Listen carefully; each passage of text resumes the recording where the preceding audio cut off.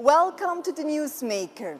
Take a deep breath as we embark on an interview with world-renowned yogi, mystic and author Sadhguru.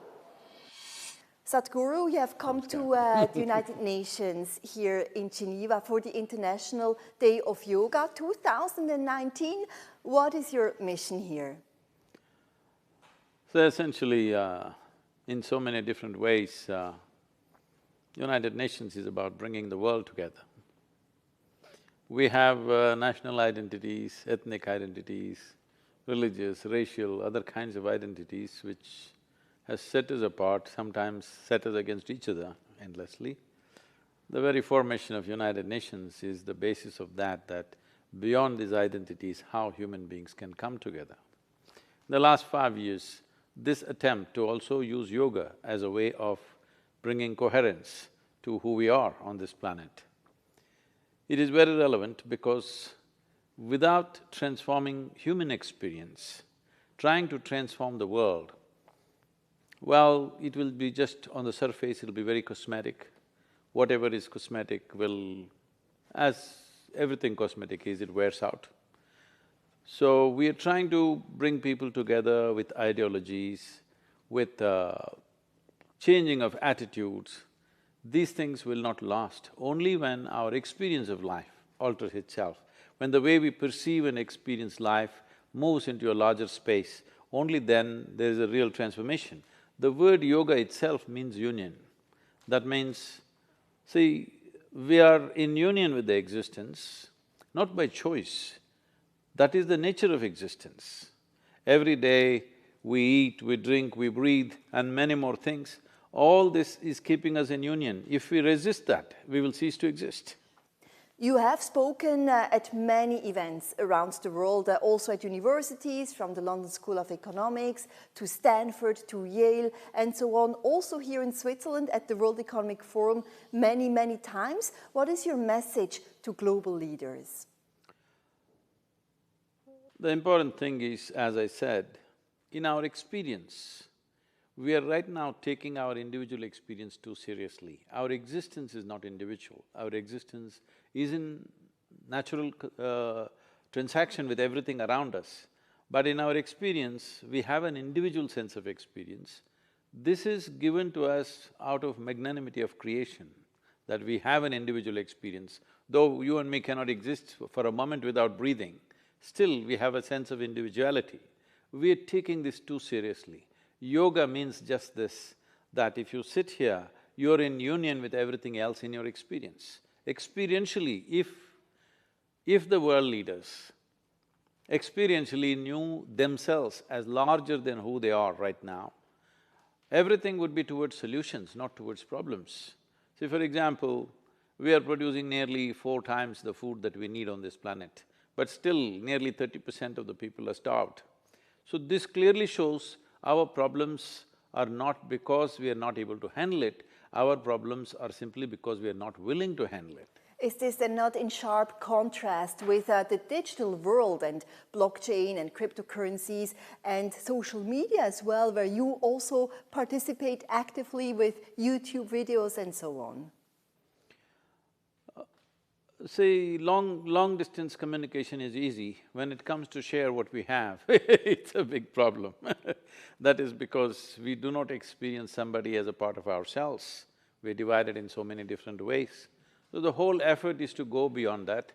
So yoga is an individual level of that expansion.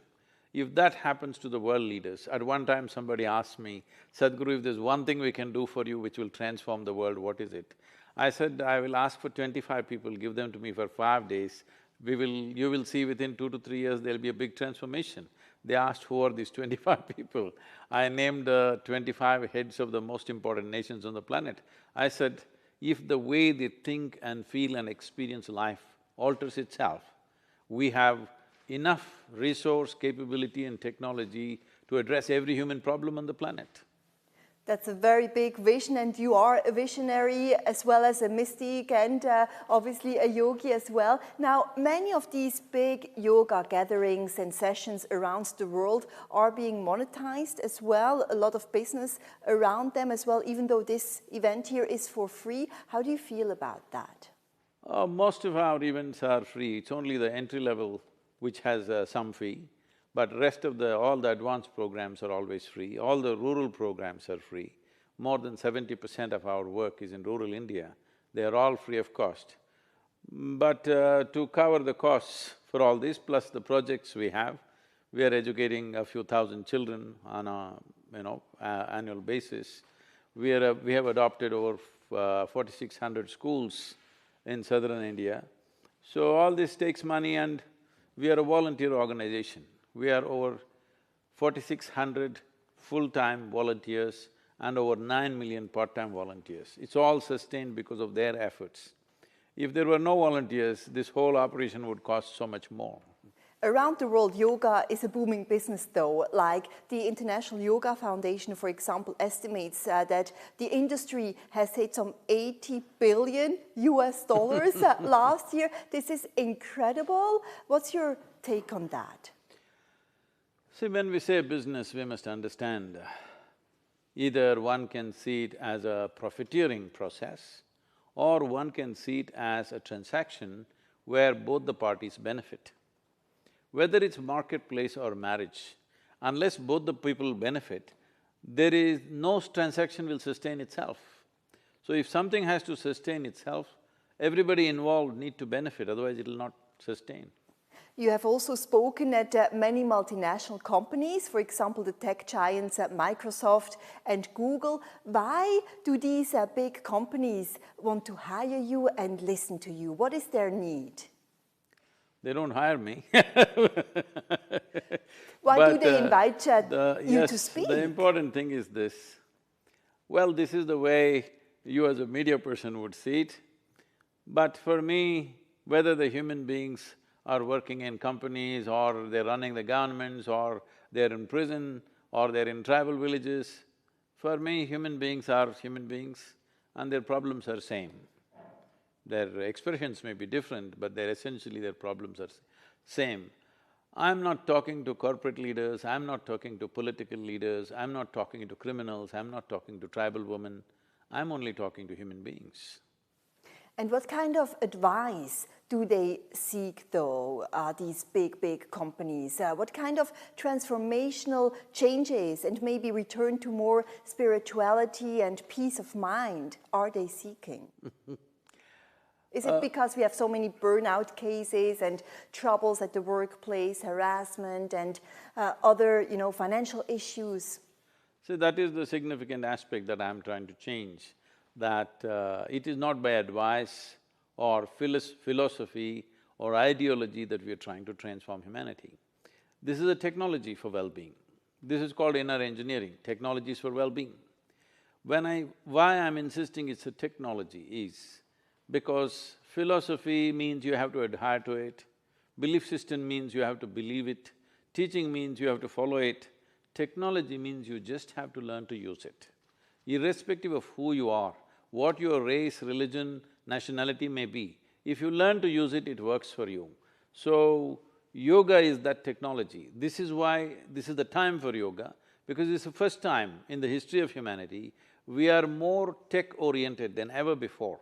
So, as we handle everything around us with technologies, it's important we understand the most sophisticated piece of technology is the human mechanism. And people have lost that along the way or are confused.